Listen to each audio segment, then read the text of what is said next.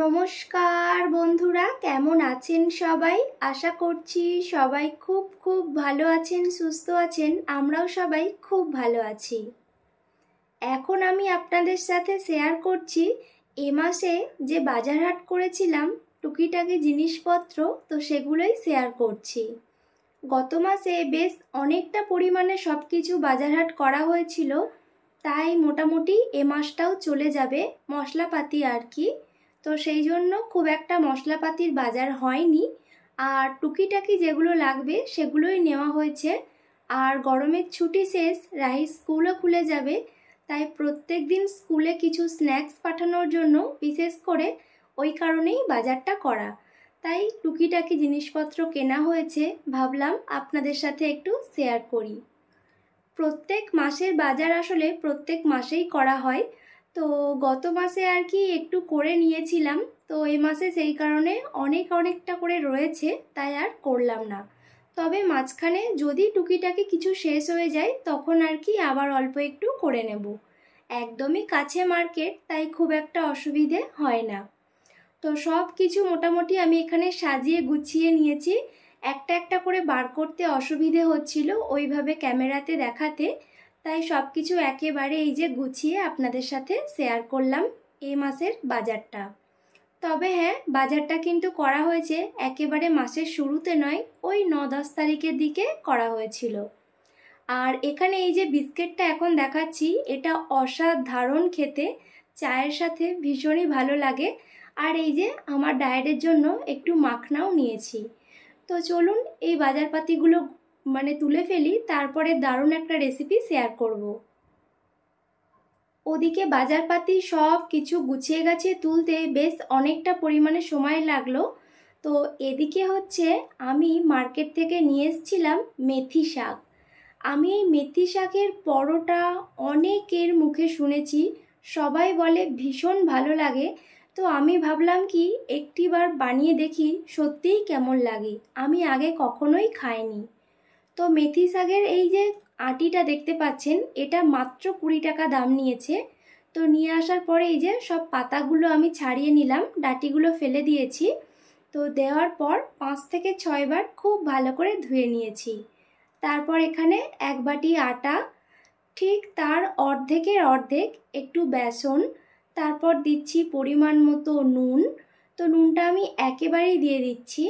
তারপর দিচ্ছি Kashmiri red chilli powder. তো তারপর দিলাম হলুদ গুঁড়ো। এবার দেব অল্প একটু লঙ্কা গুঁড়ো, খুব বেশি ঝাল আমি দেব না, চাইলে দিতে পারতাম, যেহেতু রাহি খাবে সেই কারণে একেবারেই বেশি ঝাল দেব না। অল্প একটু হিং নিয়ে হাতের মধ্যে ঘষে ওটাকেও দিলাম, এটাও কিন্তু বেশ ভালো লাগবে। তারপর একটু কাসুরি মেথি, এটাকেও হাতের মধ্যে একটু ঘষে দিয়ে দিলাম।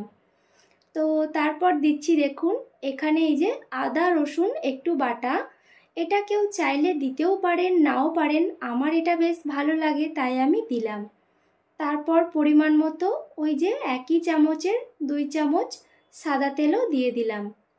তো সব কিছু দেওয়ার পর একটু সাইডে বাটিটাকে সরিয়ে রেখে শাকগুলোকে খুবই ছোট ছোট কুচি কুচি করে কেটে নিচ্ছি। শাকগুলো কিন্তু ভীষণই নরম, খুব একটা বেশি কাটতে লাগবে না, এমনিতেই হাত দিয়ে মাখানোর সময় মিশে যাবে। খুব বেশি কিন্তু শক্ত হয় না এই শাকগুলো, যারা খেয়েছেন আগে তারা তো খুব ভালো করেই জানেন। আর এই মেথি শাক আলু ভাজা করে খেয়েছিলাম, তো পরোটা বানিয়ে খাওয়া হয়নি আর কি। তো এখানে দেখুন আটা আর বেসনের মধ্যে আমি যা কিছু দিলাম মশলাগুলো, তো সব কিছু ভালো করে একটু হাতের সাহায্যে মাখিয়ে নিয়ে এই যে মেথি শাকটাকে দিয়ে দিচ্ছি। তো এখানে মোটামুটি রুটি করে খেলেও ভালো লাগে, খারাপ কিন্তু লাগবে না। তবে মেথি শাকের পরোটা এটা দেখছি ভীষণই ফেমাস, তো যাই হোক ভাবলাম ওইভাবেই বানাই। তবে হ্যাঁ, এখানে ছোট্ট একটি কথা বলে রাখি, আপনারা যতই দেখবেন একটু শক্ত করে মাখান না কেন, তারপরেও কিন্তু ঠিক এভাবে আমার হাতের মধ্যে যে লেগে আছে দেখতে পাচ্ছেন, এভাবেই কিন্তু নরম হতেই থাকবে। তো এখানে মোটামুটি আমার মাখানো কমপ্লিট। তো অল্প একটু তেল নিয়ে চারিদিকটা মাখিয়ে দিলাম, তারপর অন্য একটা পাত্রে অল্প একটু আটা ছড়িয়ে তার মধ্যে এভাবে আমি এই যে আটার ডোটাকে খুব ভালো করে মাখিয়ে বেশ আধ ঘন্টা থেকে 1 ঘন্টা ঢাকনা দিয়ে রেখে দেব। ঘন্টা পর এটা খুলেছি, দারুণ সফট হয়েছে। ওই যে আঠালো ভাবটা ওটা কিন্তু অনেকটাই চলে গেছে। তারপর হাতের মধ্যে অল্প একটু সাদা তেল নিয়ে এইভাবে গোল করে নিচ্ছি। তারপর এটাকে শুকনো আটার মধ্যে বেলবো।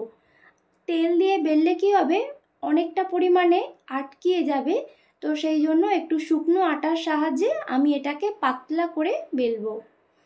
তবে কিন্তু অনেকে চাইলে আটার বদলে ময়দা দিয়েও কিন্তু বানাতে পারেন, সেটার টেস্টও কিন্তু খুবই ভালো হবে। তো এখানে আমি আটা দিয়েই করলাম, তার কারণ একটাই যে যেহেতু আমি ডায়েট করি আর আমিও খাবো জিনিসটা, আর ময়দাটা ডায়েটে একেবারেই চলে না, সেই কারণে আটা দিয়ে করলাম। তবে আটা দিয়ে যে এটা বানিয়েছি এতটাও খারাপ খেতে লাগবে তা কিন্তু একেবারেই নয়, খেতে কিন্তু অসাধারণ হয়েছিল। আর এইখানে এই যে এই মেথি পরোটার সাথে আপনারা মোটামুটি কোনো তরকারি না বানালেও চলবে, যে কোনো ধরনের একটু ঝালঝাল আচার অথবা টক দই দিয়ে খেতে কিন্তু বেশ ভালো লাগে। দেখুন মোটামুটি যতটা পরিমাণে গোল করা যাচ্ছে আমি ওইভাবেই করছি, তার কারণ ভীষণই নরম সফট, সেই কারণে খুব বেশি কিন্তু বেলা যাচ্ছে না।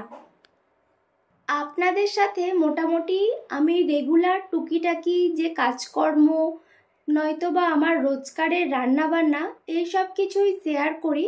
আরও তো ব্লগে আপনারা দেখতে পান যে জিনিসগুলো, মানে যে ভিডিওগুলো আর কি, তো সেগুলো শেয়ার করি আপনাদের সাথে। এবার ভাবছি আমি সকাল থেকে রাত পর্যন্ত ডায়েটে ঠিক কী কী খাবার রাখি, তো সেটা আপনাদের সাথে অবশ্যই শেয়ার করব। তো সত্যি কথা বলতে আমি কিন্তু রোজ যে একেবারে পাকাপোক্ত ডায়েট করি সেটা কিন্তু নয়, মাঝে মধ্যে টুকিটাকি জিনিসপত্র খেয়েও ফেলি। তো সেই দিক থেকে দেখতে গেলে আমি কিন্তু আমার ওয়েটটা যথেষ্ট পরিমাণে কমাতে পেরেছি। তো সবটা ভিডিওতে আমি বললাম না, মানে এই ভিডিওতে আমি পরের ভিডিওগুলোতে ভাবছি শেয়ার করব কি কি খাবারে আমার থাকে আর ঠিক কিভাবে কতটা ওজন আমি কমাতে পারলাম। যাই হোক, ওদিকে পরোটা কিন্তু একেবারে বানানো হয়ে গেছে। এখানে নিয়েছি শেজওয়ান চাটনি, এটা দিয়েই খাওয়া হবে। তো এই যে শেজওয়ান চাটনি দিয়ে মেথি পরোটা। আপনাদের ভিডিওটি কেমন লাগলো জানাবেন, অবশ্যই ভালো লাগলে একটি লাইক করে দেবেন। চলুন দেখা হচ্ছে পরের ভিডিওতে, সবাইকে টাটা।